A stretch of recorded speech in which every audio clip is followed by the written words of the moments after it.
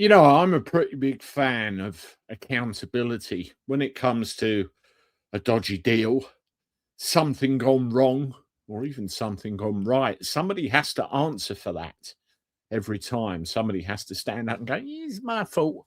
And they have to be very direct. They have to be honest, and they have to deal with the situation and get it done. That's what you'd expect. That's proper leadership. And this shower of shit in this picture to the right of your screen here is what we always get at the end of the day in that house. We get a bunch of them who don't really want to be held accountable for anything, even the Prime Minister. And when they're confronted with basic truths, they end up just, falling by the wayside, breaking down, whatever you want to call it. And especially when they get these truths told to them to their face, it's one of those. Now I'm going to play this and you'll see what the subject's about as soon as I hit the go button.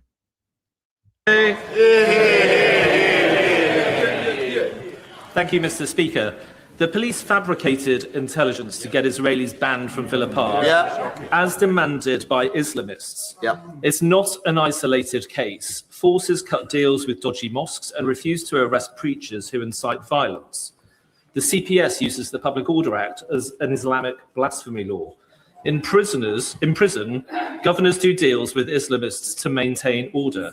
And we all know about the rape gangs. So will the Prime Minister launch a review of the corruption of our criminal justice system by Islamists and the politics of communalism? Prime Minister. I disagreed, as he knows, with the decision of the West Midlands police, and the Home Secretary will be making a statement in relation to it today. Mr. Speaker, the Home Secretary used to have power to remove chief constables. That power was stripped by the 2011 Police Reform Act. The honourable member knows who was making decisions in the Home Office at the time. It was him, working for Theresa May, that stripped that power away.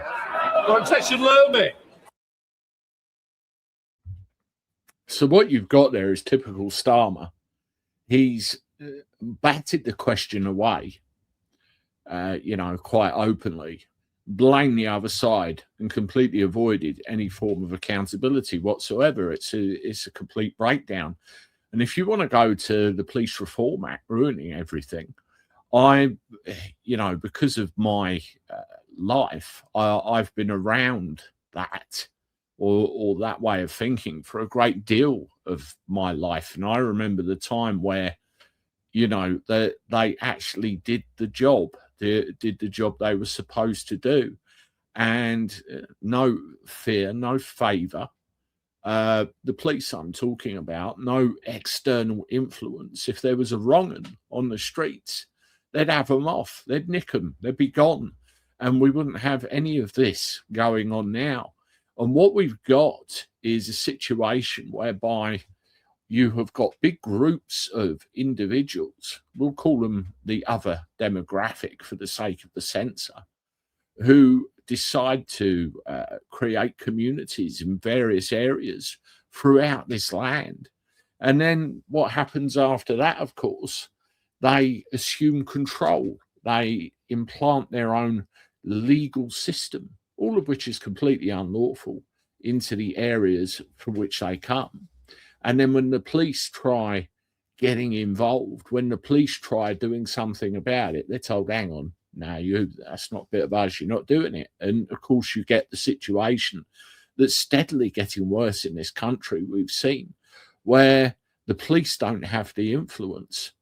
The government really don't have the influence, because at the end of the day, if anybody says anything bad about it, bad towards them, you're accused of blasphemy. They said they're using the Public Order Act as, blasphemy laws, and removing critics from the situation. You remember the geezer that stood in the streets and burnt the Quran? I mean, he's looking at going for sanctuary in the United States of America, and there's been talk about that because he's not allowed to exercise his right to free speech over here. It really is degenerating. And where has all of this come from? year upon year upon year of neglect of not only this country, neglect of its people, neglect of our basic rights, signing things away which really shouldn't have been signed away, and allowing ourselves to be controlled by external influences, the EU, the WEF, the UN, and no matter who else wants a piece of the action. And then when you look at things like regionalisation, when you look at things like devolution, you can see exactly what they're doing to our way of life. And when you look at something like Restore Britain, that is exactly what we need to do. We need to restore the British Isles, root and branch. Now we go back to the police force. They swear an oath, to do their job. It's as simple as that. And if you look in London, you remember Lady Justice, blind? There's a reason Lady Justice is blind. If you look in London and, one of the demonstrations that I went up to, they were all mob-handed. They had their riot gear on and everything else. Straight away, the tensions are increased.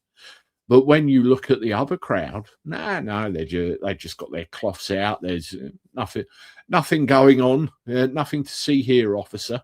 And you get the idea that it's completely and utterly insane. So, again, what's gone wrong? I want to show you something. Right, this is the handbook called the Office of Constable, the bedrock of modern day British policing. All of us, every person in this country constitutionally has the power of arrest. The only difference is I can arrest somebody if I've seen something happen in front of me. The difference between me and a police officer, they're warranted and they can investigate and arrest people after the fact, but they do so by consent. So if we scroll down this just a little way, it's a 20-page document. This is very important. Every constable is an independent legal entity, the public's guarantee of impartiality. Officers of the Crown operate independent of undue influence, interference, with a personal responsibility, which requires a unique type of person and commitment. And what you have to realize is no matter whether they're constables, chief constables, sergeants, inspectors, superintendents, no matter what, chief constables, at the end of the day, they are constables and they swore an oath and they're obliged to uphold the standards of that oath, the same as anybody else in that job. And when you hear things like you did at the beginning of this video, it's wrong. The Police Reform Act, we talk about things that are bad law on this channel. I think that should be voided because it's completely and utterly destroyed what we knew as the police force, and people do need to be held to account. Now, there's one more thing I want to show you as well.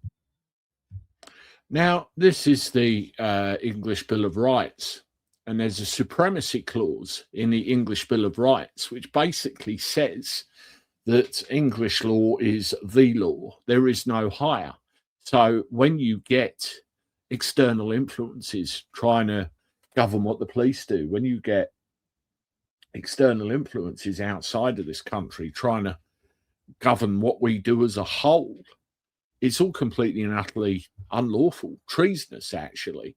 And these are things that are forgotten by a great many. And it's time we were reminded. It's time these were enforced. It's time this country was cleaned up. And then you won't see things of the nature of which I played you at the beginning of this video. It's a complete and utter mess. And as for Prime Minister's questions, I can't say that I have ever heard the guy give a straight answer to a straight question. Have you? Have you heard any Prime Minister give a straight answer to a straight question? It's all pantomime, it's all politics, and it's all bullshit. And meanwhile, we're out here and we see what's happening. Unbelievable. Let me know what you think in the comments. As always, hit the like button, subscribe to the channel, share my stuff. I'll talk to you soon.